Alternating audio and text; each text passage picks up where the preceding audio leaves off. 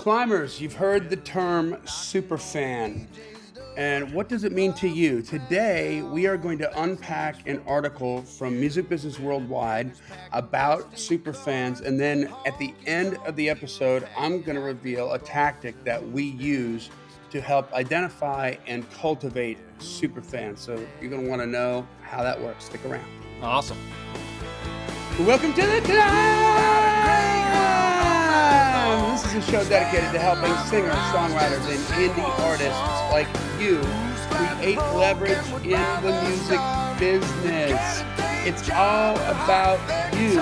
Every artist is here. It's all about you. It's all about you. If you've got the traffic and if you've got the cash flow, they want to work with you. That's called leverage. C.L.I.M.B, the C.L.I.M.B, creating leverage in the music business. You picking up what I'm putting down? Did you you sliding across the floor with after what you stepped in? Did you see that? That's a Baxternym. That's from a good friend and co-host, Mr. Brent Baxter, who's an award-winning hit songwriter with cuts by Alan Jackson, Randy Travis, Lady A, Joe Nichols, and more. He's making moves with number ones in the Southern gospel industry. He had a top 10 in Australia recently. The boy just keeps going. But you know what's good for you, what's really good for you, is that he helps songwriters like you become pro by revealing how you write like a pro, do business like a pro, and then on the regular, he's going to introduce you to the pros to create relationships that you can cultivate so that you can get on this horse. You can find Brent very easily at songwritingpro.com. And I would like to introduce you to my co-host, Johnny Dwinell. Johnny owns Daredevil Production. They're breaking artists digitally by identifying new fans through data. Yeah, it's complicated, but he's smart. If you're an artist looking to increase your streams, blow up your video views, sell more live show tickets, and get discovered by new fans, TV, and music industry pros, then Daredevil Production can help. Daredevil has worked with multi-platinum artists like Colin Ray, Tracy Lawrence, Ty Herndon, and Andy Griggs, just to name a few. You can find Johnny at daredevilproduction.com. That is production singular, no S, and there is no S because there is no other. Johnny D. Hey, buddy, what's going on? It's hot. It's hot. It's hot. That's what's going on. Humid. It is hot. So humid last night. It's crazy. So good morning Vietnam? It's hot, real hot. So hot to put, my shorts, you can cook in them, some crash pot cooking. That's hot. Hot and wet. It's not to be with a lady. Ain't no good if you're in the jungle. So, well, shout out to Robin Williams. Yeah, I love him. I just saw a piece of content on social yesterday of his Oscar speech when he won for Good Will Hunting. Oh yeah, that was so good. I loved him. Brilliant. So today's episode, guys, we're going to get to this really great article that came out July 19th in 2023 from Music Business Worldwide. And the title is 15% of the general population in the United States are super fans. Here's what that means for the music business. And what we're going to do is unpack a little bit of this article. We're going to read through it a little bit. And, what does that mean for your business instead of the music business, right? For you as an artist. There's different things to focus on here. And then I'm going to actually give you an application on this at the end of the episode and kind of tell you, number one, how we're finding the super fans for our artists and how we're cultivating them, and give you a new program that we just started that I think is going to be successful, but I don't know if it will be or not. So you know what? I mean, it's like spaghetti in marketing too. You cook spaghetti, you throw it against the wall, but don't stick, keep cooking. But I think when I tell you what it is, it's going to make sense, and you're going to be like, oh, and I'd love to hear if you try it. But first, let's take care of a little business. Make sure you join the C.L.I.M.B community. It's at facebook.com/groups/the C.L.I.M.B community. You have to ask to be let in. We let everybody in, but you have to be good boys and girls. Unless you look sketch. Actually, I think last week I declined a couple of people because they just the account was just made 2 weeks ago. There's no post. It just looks like a bunch of BS. So yeah, if you happen to be a listener that wants to join the C.L.I.M.B community and you've got something that would appear to be sketchy, even though you're not sketchy, don't be afraid to DM me and just say, hey, this I'm actually real. Like, I know it looks a little Right. weird, but for whatever reason, right? I'm sketch adjacent, but I am not quite sketch. Yeah, I'm not Yeah. sketch at all. It just looks that way. Let me in. I'm a real human, and we'll let you in. Just be good boys and girls. And you know what? We want to hear about everything that you have to say about your journey, about your Mhm. songwriting journey, your artist journey. So we want to hear the new music. We got a place for you to post in the comments on that every Monday. We want to hear about your gigs. We got a place every Thursday, Gig Alert, where you can post your gigs as a comment. And we've got a place every Wednesday where you can talk about your wins, like what wins you got going on this week. And again, post it in the comments, and the feed is yours to post in as long as you're posting for everybody. That's all it is. If there's That's some right. good news article, if there's something funny, if there's some piece of incredible, like I'll post stuff in there, like mind blowing music stuff that freaks me out. I'll be like, look at this. Like, it's just for you to watch, and it's germane to the feed. Mhm. God bless. Go ahead and do it. Don't be afraid. But there's for you personally, we want to hear about that too. Just put it in the right place. That's So right. talk about some wins. That's right. Every Wednesday, we post the New Heights post, and it's where we encourage you want to hear about your music related wins every Wednesday. So that's where the party is on Wednesdays. And so we have a bunch of way more than I can share, which is awesome. Good problem. First, I want to go is I want to congratulate climber, um, oh gosh, Mackenzie O'Brien and Chad Wilson and our own Johnny D and Zach Allen for the new release, Gone Before I Got Here. Artist is Mackenzie, and Johnny co-produced it with Zach Allen, who's like awesome. And we wrote it. Mackenzie and I wrote it with Chad Wilson. That was a great day, and so it is out on all your streaming platforms. And so, just want to say congrats to Mackenzie and Johnny and everything. Johnny, you and Zach made it sound good. Oh, thank you, man. And I can't wait. When you're releasing digitally, you put the good stuff last because you need that runway. At least for when you're So trying my song's not the good stuff. Thank you. when you're trying to break artists. No, your song's good stuff, but you know what? You beat it.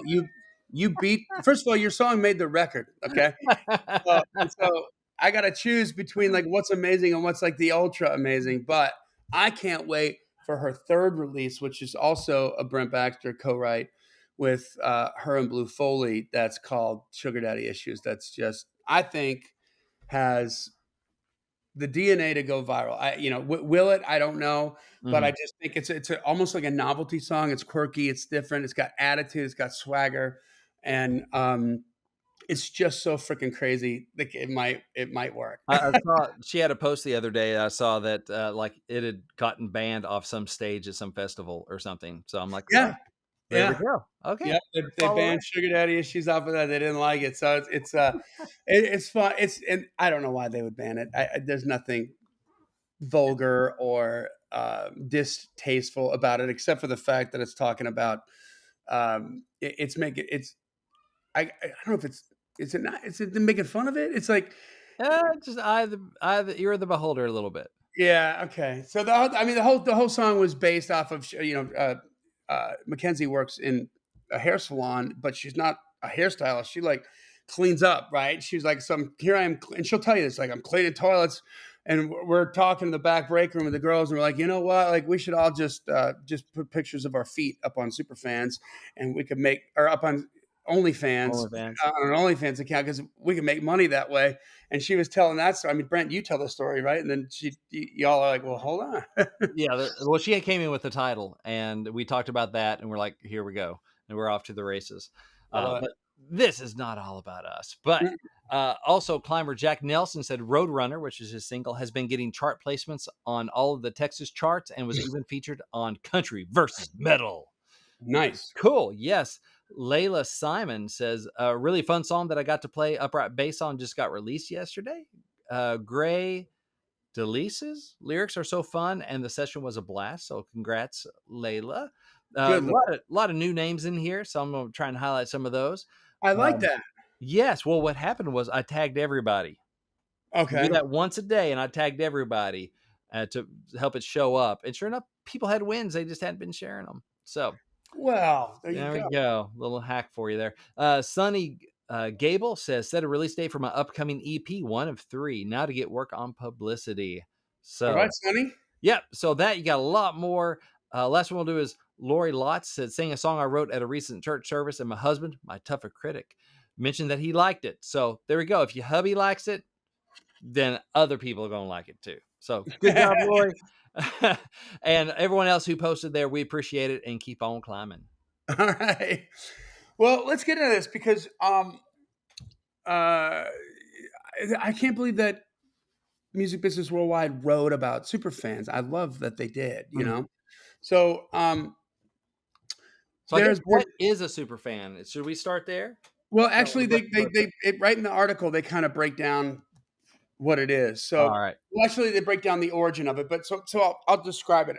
It's slightly different definitions that are the details are slightly different, but they're all very much based around the same idea, which is that a super fan is somebody that would spend $100 a year on an Mm. artist, whether So that that's means tickets, um, merch, music. merch, yeah, physical product, yeah, Mhm. stuff like that. So it kind of goes back to the Kevin Kelly article about 1,000 True Fans. That's exactly what it mentions right here in I love that you knew that I didn't know about that article. Like I didn't know where this was coined, this Oh yeah. phrase, but yeah, it says there's been a lot of debate about the power of fandom in the creator sector over the years. Back in 2008, to your point, Brent, Kevin Kelly, former editor of Wired, wrote the 1000 True Fans essay, which suggested that a creator on the internet only needs 1000 super fans to earn a living from their art. So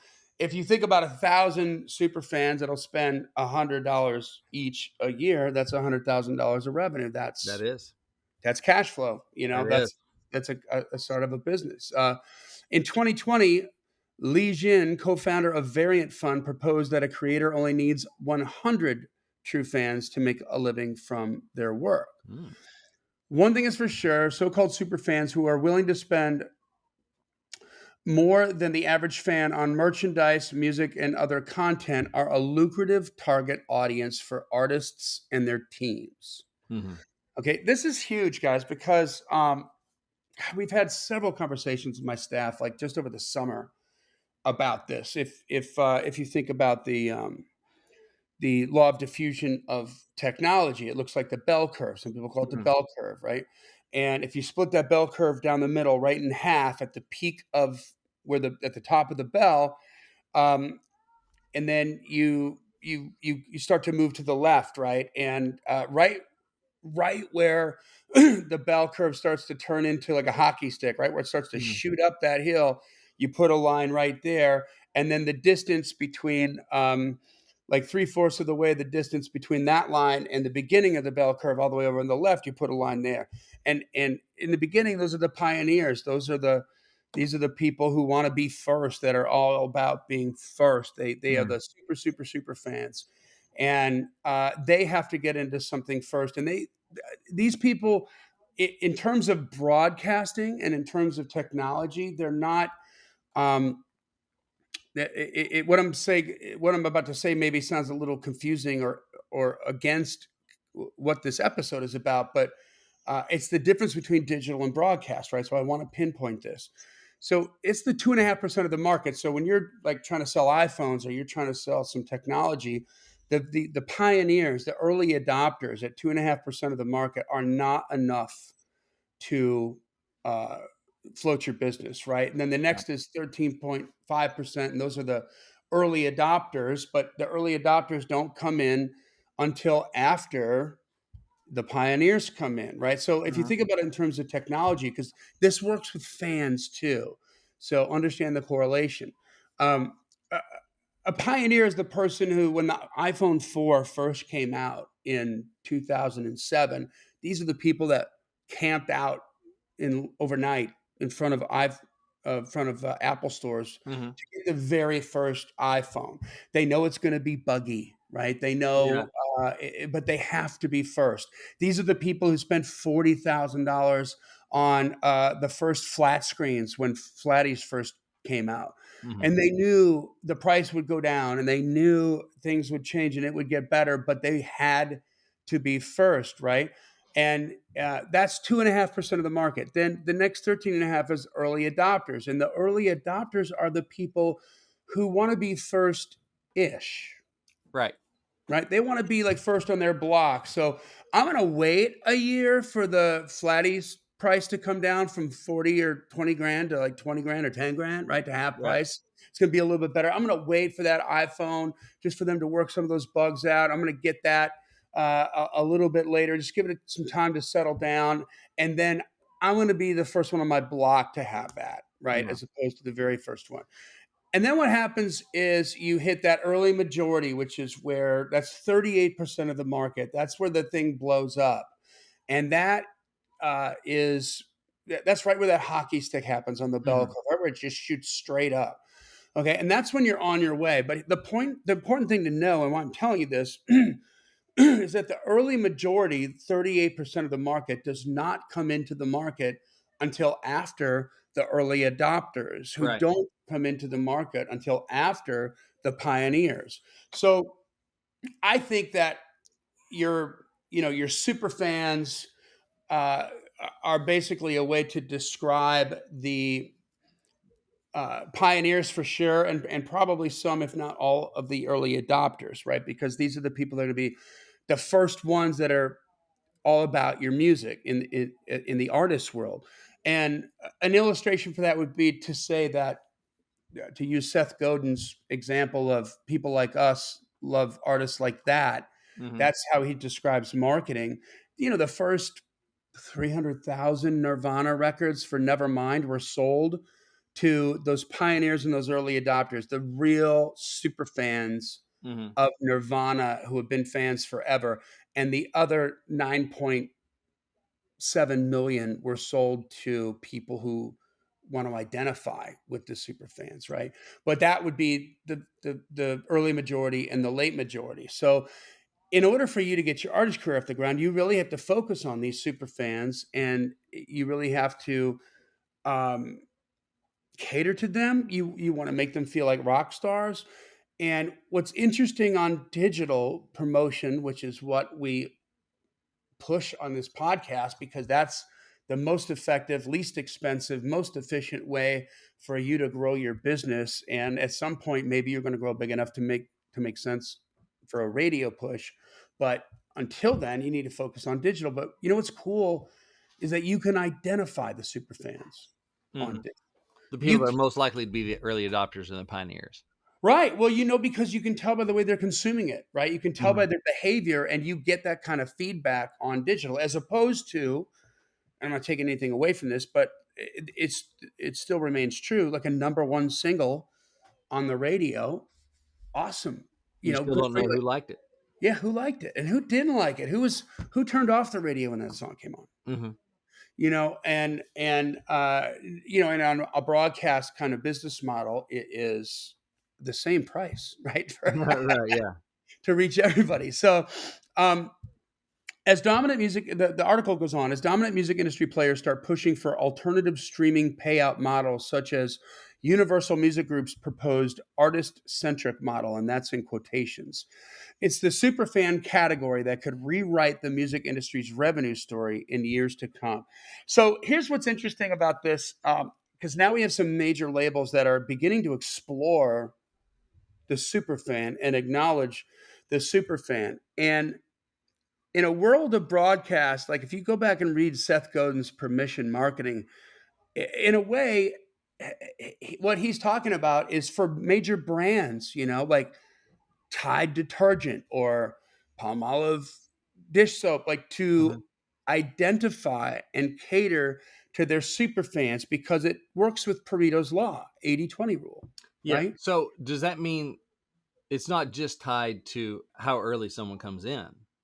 Because, like, I came to Garth Brooks' music a little bit later, like, it was after Thunder Rolls, because I didn't really start getting into country, like, 92, 93. He came out in '89, but I was definitely a super fan because I bought concert tickets, I bought everything he put out and re-put out and merch and all that stuff, right? Yeah.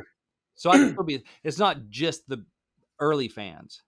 No, that's right. It's not just the early fans, but so you're going to find super fans throughout that whole bell curve. They Okay, onboard throughout time, right? whenever they come in. But the point being, though, that I think so many people are so, especially artists, are so concerned about getting to the middle of the bell curve where it skyrockets Mhm. before they're gonna begin to tell themselves that they're doing something right, or give themselves a break Mhm. artistically. But the reality is, focus on those super fans, because this is a way for you to right now start to make more money, Mhm. okay, and start to increase the cash flow. And the more that you cater to them, the more that you try to service them and find new ways to create that they are going to um, appreciate, that are going to make you more money. That's going to help you lengthen that runway to get to that part of the bell curve that you want to get to. Mhm.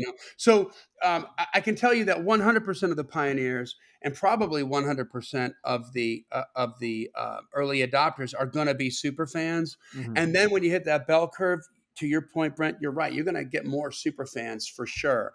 But there's also going to be a lot of people that are just on the trend at the moment, Right. right? Because you're Mhm. cool, and that's a good thing. But Yeah.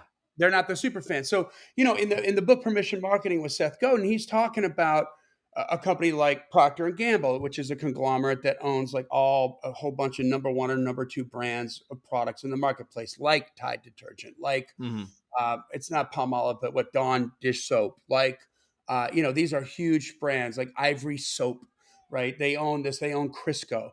So what he's saying is, on a broadcast model, it's spray and pray, and your messaging and your focus has to be very broad, Mhm. because you want to bring everybody in, because there's no, there's no, you don't know who's listening, and you just got to try to hit everybody.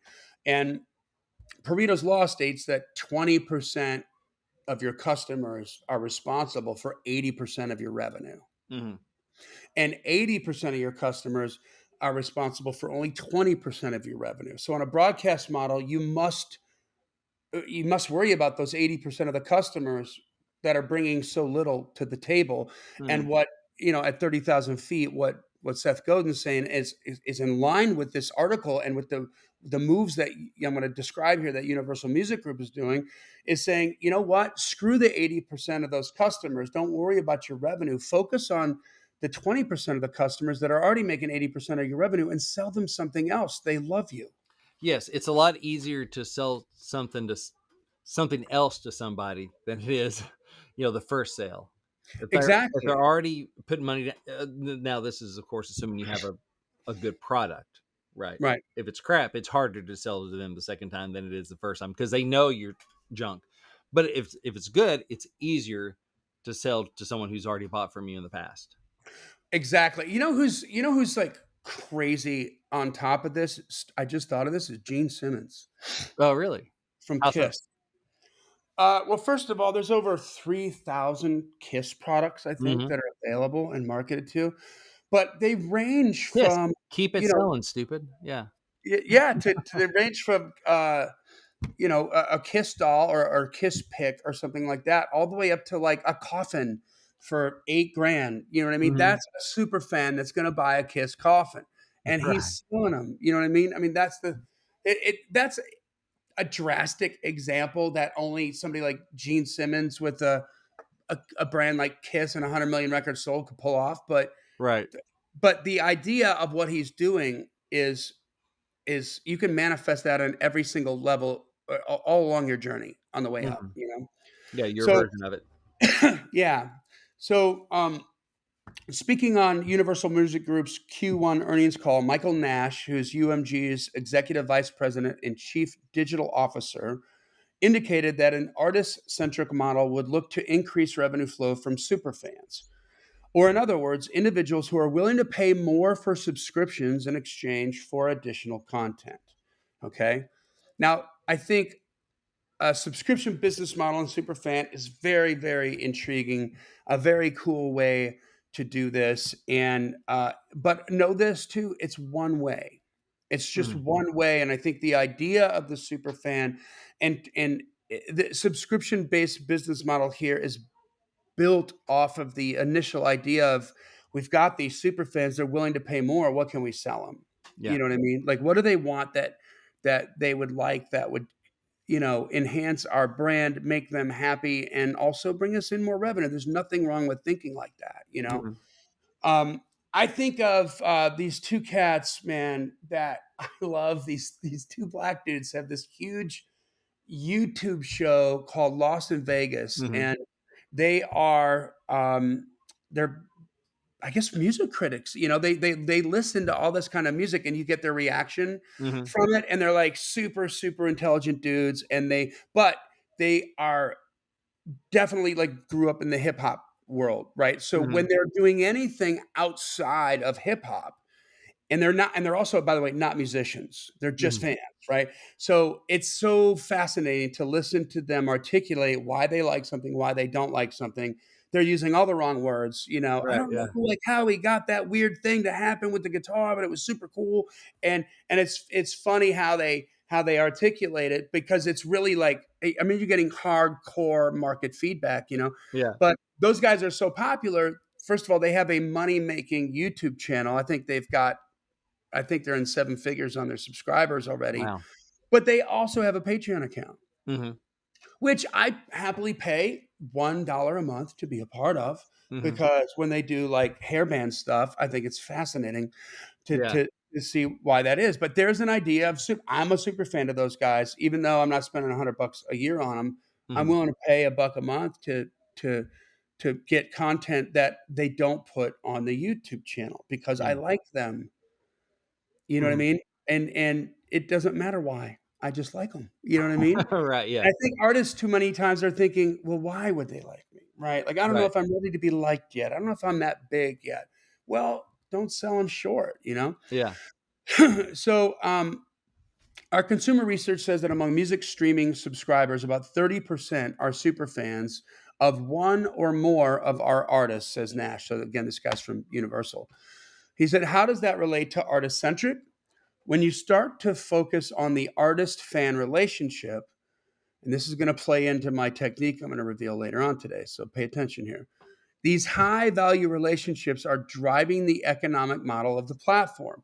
So you can begin segmenting around high intent, high integrity artist fan relationships," right? That's another fancy word for saying the relationship with the artist and a super fan who's like legit a super fan. Mhm.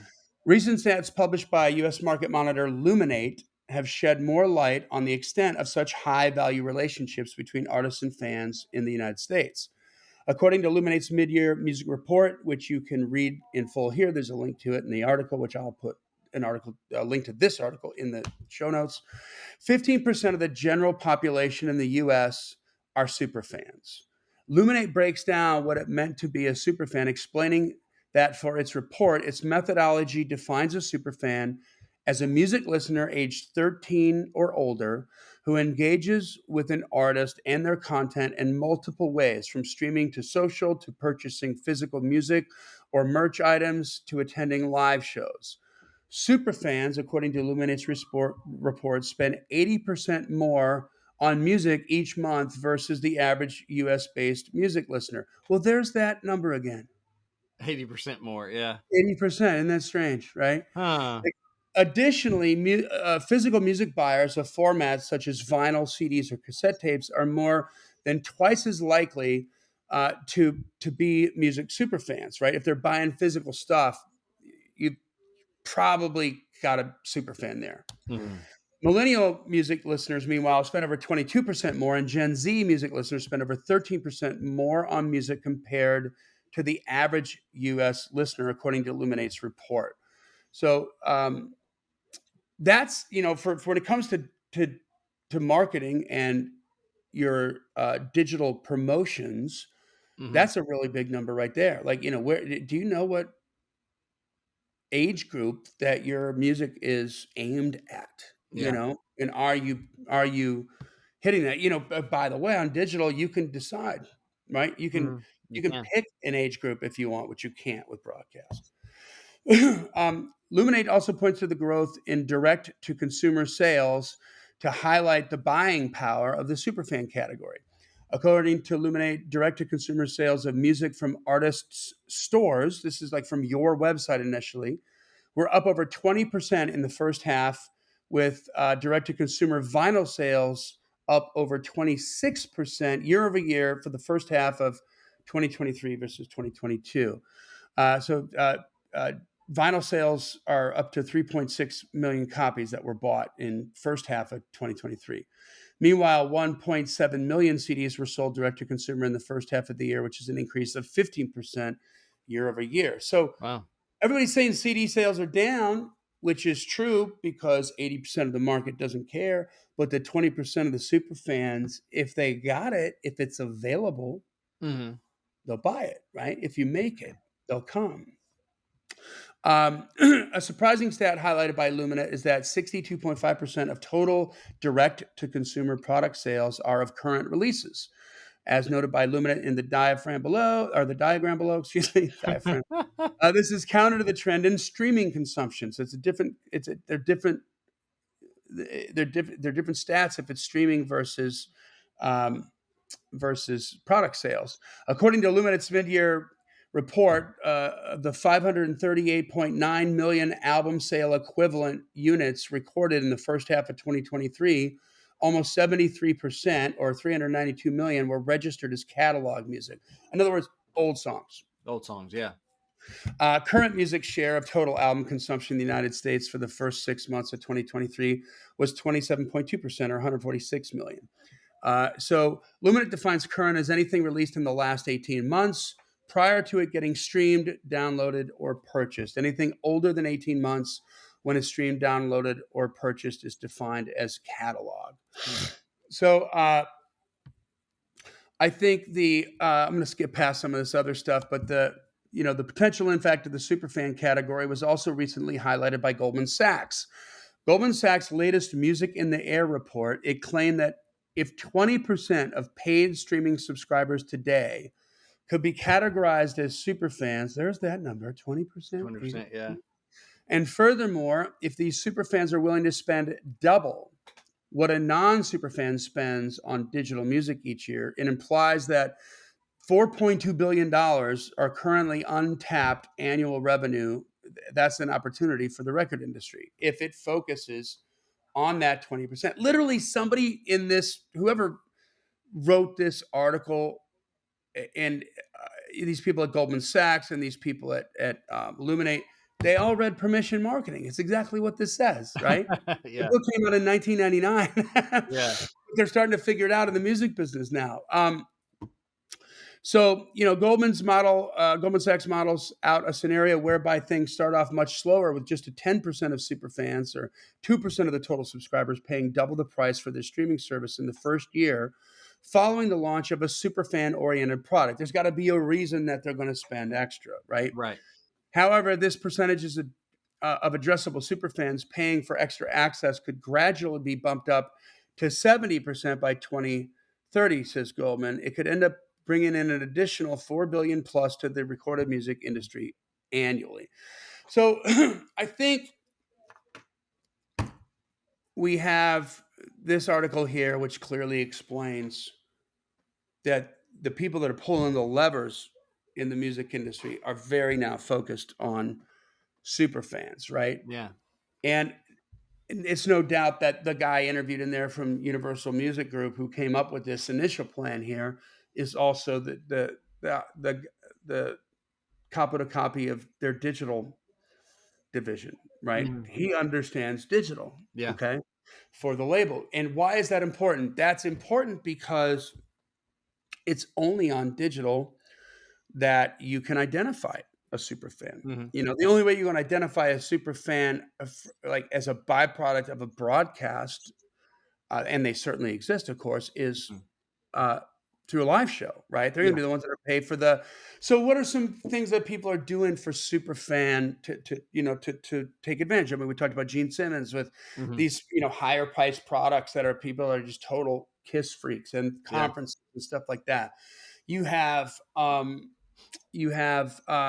VIP meet and Yep. greets, those kind of packages, right? Where people are going to spend extra to hang out, and why shouldn't you, Right. Yeah. be able to do that? Um, Another way that I've done, just to throw out some different ideas, like I've done in the past, and then I'm going to reveal this thing that I've been working on. Okay. I, I talked about this on the podcast before, I'm pretty sure, but it was like a little marketing experiment I did years ago with Bailey James. Mhm. when I was thinking about how, Tidal had come out, Jay-Z's streaming service, which is all this high-end streaming, and, Jay-Z being a rapper, and Oh, I remember.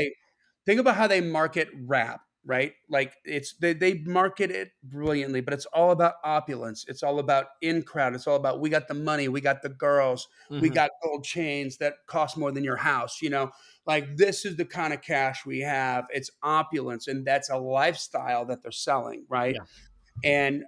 And look at how well that's worked for selling rap. I mean, brilliantly, right? Yeah. And then Jay-Z, the guy who clearly understands how marketing works for his rap music and his records and in his genre, then goes to sell uh, a more expensive, higher quality streaming service called Mhm. Tidal.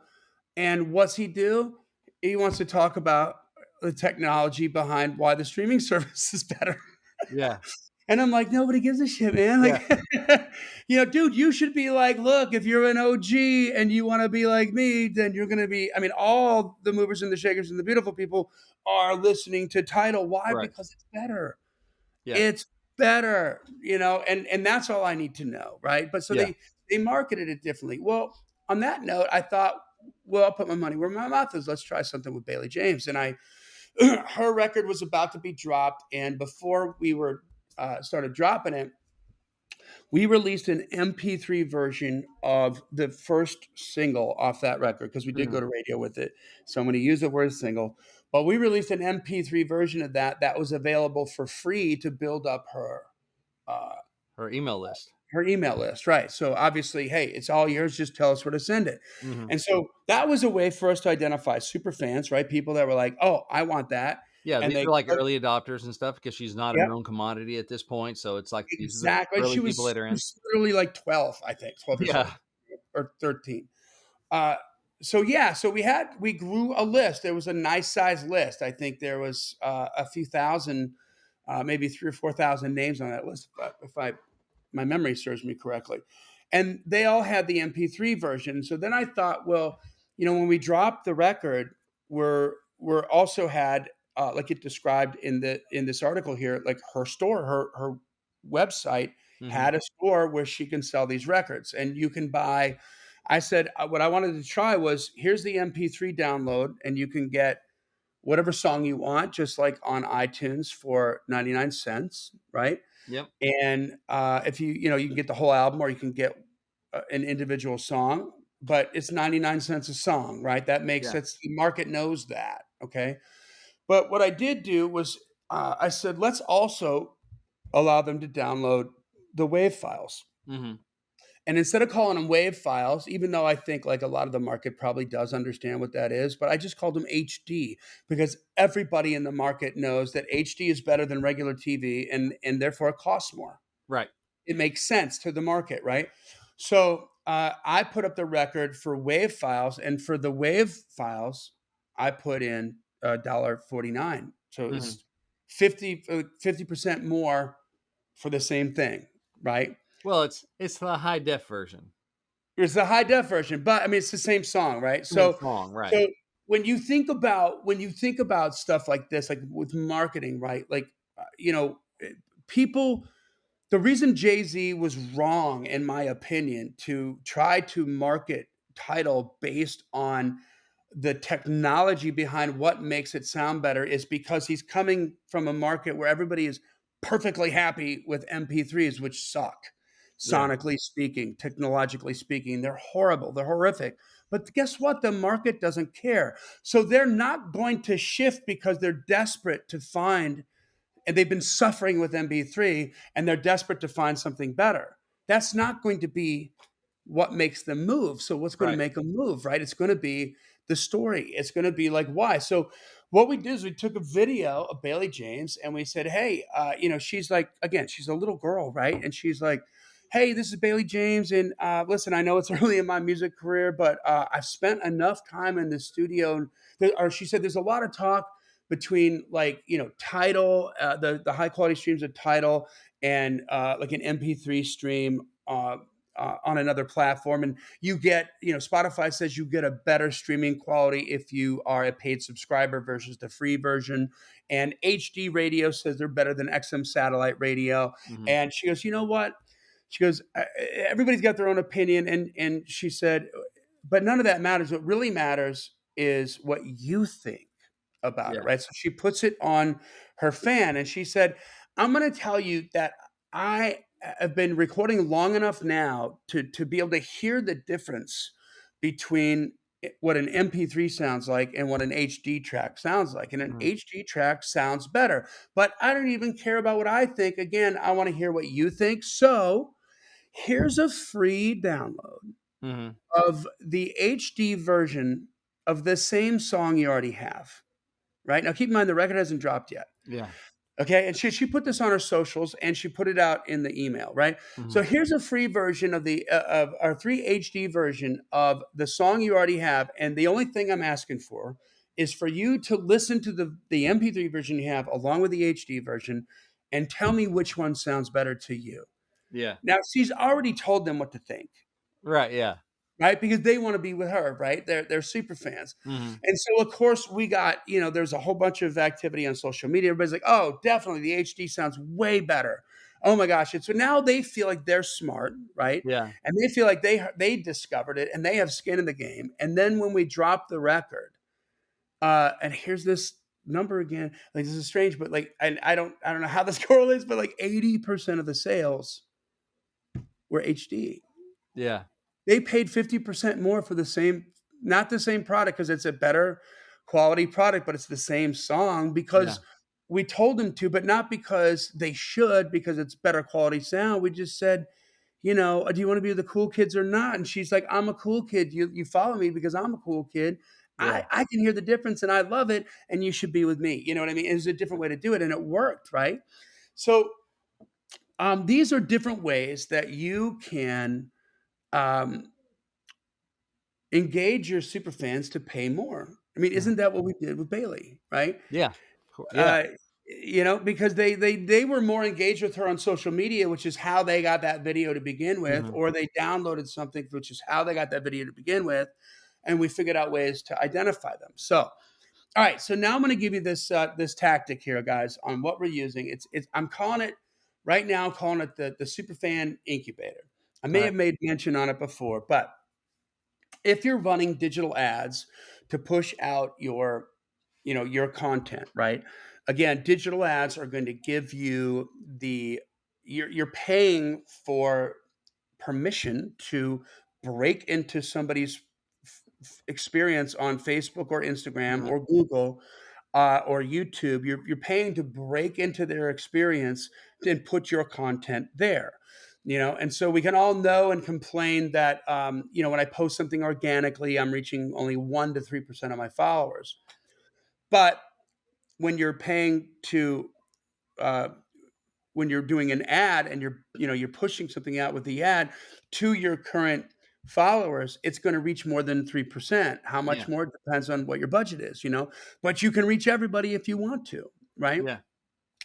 And create that. So when you put content out, whether it's organically or whether you're doing paid ads, there's bot activity, right? Yeah. There's a bot can, for instance, a video view in quotation marks, a video view on Facebook just means that that video started running in your feed. It doesn't mean you watched it. It doesn't mean it even went for 3 seconds. It just means it started, Yeah. right? Like you didn't swipe past and fast enough past it to you swipe slow enough to where it engaged the video, it started playing, that's a video view. That doesn't mean anything, right? But a bot can do a video view, a bot can like your post, a bot can comment on your post, and a bot can react to your post, Mhm. right? Thumbs up, thumbs down, whatever. And I think a lot of us have become savvy with bots. A comment is like 100% or thumbs up, or there's nothing specific. Promote it on blank. Yeah, exactly. Ugh. Yeah. Okay, but you know what a bot can't do? A bot can't save a post. Mm. A bot can't share a post. Um, or let's just say that the bots that are set up on social media aren't sharing unless it's a specific, sort of underground thing. And a bot isn't going to watch your video all the way through or Mm, 75% of the way through. So when you look at the data on your digital ads campaign and you go and you look at, you start tallying up like 75 to 100% views of your video content and the amount of shares and the amount of mhm. saves, these are people that at least on one post really freaking engaged it, right? Like Yeah, they either watched it almost all the way through because it was interesting to them, or they saved it because they really loved it and they wanted to go back to it, or they shared it because they think it's going to make them cool. And if they liked it, other people are going to like it too. yeah. And so those are the three most profound actions that a human can do on a piece of digital content. And that puts them in the possible super fan category, right? Mhm, That's how we identify them, right? So now what can we do? So the next step that we're taking is we're doing this for Josh Roy right now, and we're going to do it with Mackenzie as well, is create a private Facebook group mhm. like the climb community, for instance, right? Yeah. Like Songwriting Pro, for instance, Mhm, and so because I can identify those super fans on the digital platform, I can retarget them just as super fans, and I can send them just specific stuff only to them. So, of course, I mean, number one, every new piece of content that my artist is putting out to promote a release, they're getting every single one of those. yes, You know? because you know what? They want it. They want it. And then, but now imagine that Josh Roy takes a selfie video and he's like, "Hey, this is Josh Roy, and this is the ad that comes up that shows up in your feed. You're a Josh Roy super fan. This shows up in your feed. Hey, it's Josh Roy, and I got a gift for you. Mhm, I wanted to say thank you so much for making me feel like a rock star. And I'm talking to you because I know that you either saved a piece of my content, shared a mhm, piece of my content, or watched it almost all the way through. And for that, thank you for making me feel like a rock star. If you click the link right here, I got a free track for you. Now, in the case of Josh, we're releasing a 5 song EP, one song at a time, mhm. okay, and building the EP just like the Chainsmokers. But the last song, which is "Live Life" on this first EP, which is I think just this great song that had this tremendous potential to reach people, isn't really working live at all. So um, we've decided that we're only going to promote 4 of the 5 songs on the EP. Mhm, So the last song that will be released is called "Live Life," and it will go without any promotion. It'll just complete the record, and people on the release radar will get it, and it's not going to be promoted. So I had Zach, my co-producer, give me just an acoustic mix of that. mm, Right. So here's what's kind of cool. Like, so you get this track. If you're a super fan, you have an opportunity to get this free track from Josh. That is an acoustic version of a song that you haven't heard yet, yeah, a recording of that's going to come out in the future, right? mhm, So it's a nice little Easter egg, yeah, and you're going to get the full production version of it. So you're not getting the same track. And the only people that are getting this track are people who are like you that either saved it, shared it, or mhm, watched it almost all the way through. So it makes me feel special. So they go to a squeeze page, they click on this, they're going to get their free download, and then there's another video on that squeeze page that's like, hey, I got one more gift for you if you want, or one more. I'm not sure how I'm going to word this yet because we're still building it, but yeah, essentially, it's like, hey, one more thing. If you'd like to get to know me, I'd love to get to know you. And if you click this link here, it's going to and invite you to join my private Facebook group. And the only people that are in this private Facebook group are people yeah, like you, like right? you, yeah, Like you that either saved it, shared it, or watched something 100% of the way through. And every week at such and such a time on this day, I'm gonna hang out. We're all gonna hang out for an hour. You can ask me. I'll answer whatever questions you want. I have a lot of questions to ask you. Okay, now yeah, follow me on this because I wanted to share this with you, Brent. Uh, and sometimes I'll take requests. Sometimes I'll be singing. Sometimes I'm going to try some new material and see what you think. And mhm, it's just going to be our hang. It's just going to be for us. And if you'd like to do that, we'd love to have you. Okay. yeah, And then the you've met Garth before. I remember yeah, us talking about like when Chelsea met Garth, and at that thing, like everybody who's met Garth Brooks says the same thing, right? Like, and Garth is genius with this. Like, he manages to meet all these people and never talk about himself. Like, Yeah. he always talks about them, you know? Mhm. So, one of the things that you've heard me talk about on the podcast before is that artist brand discovery questionnaire, right? It's Yes. 200 questions, a free download from me. And it's all these getting to know you questions to where you can go and create content answering those questions, put your music behind it. And this is stuff that people can find interesting. You know, some of them are lighthearted questions like, what are your 5 favorite foods and what are 5 foods you can't stand? Yeah. Some of them are, tongue in cheek, like you just became dictator of a small island nation. Like, what's the first dictatory thing you're going to do? Right. Yeah. And then some of them are like, tell me 3 things that instantly make your blood boil. Mhm. Right now, it's a little heavier. I'm getting to like your core values, right? Yeah. And fans want to know this about artists, but you know what? I told Josh. I said, Josh, you should. So we got tons of content with Josh answering these questions that we've been Yeah. using to promote. But these are great questions. You should ask them Yeah. in the private Facebook group, right? Hey, hit me back and just tell me what you guys think, like blah blah blah, and everybody will do it. And just like Brent, like with you and me in the climb community, we got some usual suspects. Yeah. We see a lot of the same names, and we Mhm. get to know them by name, even if we've never met them. Right. And how cool is that? So this way, it's the same kind of thing where he's going to get to know some of these people. So there's a really kind of like 2.0 tactic that we're implementing right now. Will they do this? I can't tell you for sure if they will, but I do know that Josh had already been doing something like this before, Mhm. which may have been like kind of where I was like, hey, hold on a second, like I can connect these 2 things Yeah. and make them work. But yeah, man, I think they'll do that. It doesn't cost them anything. It's absolutely free, and Yeah. it could be cool. And if you can grow that, Mhm. and I mean, we have a following in the climb community now of, I think it's like almost 1,600 people in the climb community. Yeah. In the Facebook group. Yeah. So wow, get to 1,000, Right. Yeah. and then when you have stuff, right, like bundles, you can blow out old merch. There's all kinds of ways that you're only limited by your imagination on the different ways that you can benefit financially from your super fans and simultaneously make them feel extra special. Yeah. You know what I mean? So Everybody think wins. about that, guys. That's all I got to say about that. All right. Well, that brings us to the end of another Killer Climb episode, guys. I have a gift for you too. If you haven't already read the PDF, Whoever Owns the Traffic Rules the Road, then download it. Go to giftfromjohnny.com, JOHNNY, giftfromjohnny.com. Tell me where to send it. It's a pretty stout PDF that really will get your head right about how to honor the digital platform. And you need to know why things happen on the digital platform before you can decide how to do things, and then you're going to be asking the right questions, and it's going to change your world. So that's all I got to say about that. Join the Climb community, which is our little private Facebook group, Right. and follow the podcast. Tell a friend about it, and this podcast exists because we want you to win. So keep on climbing. And we'll see you at the top.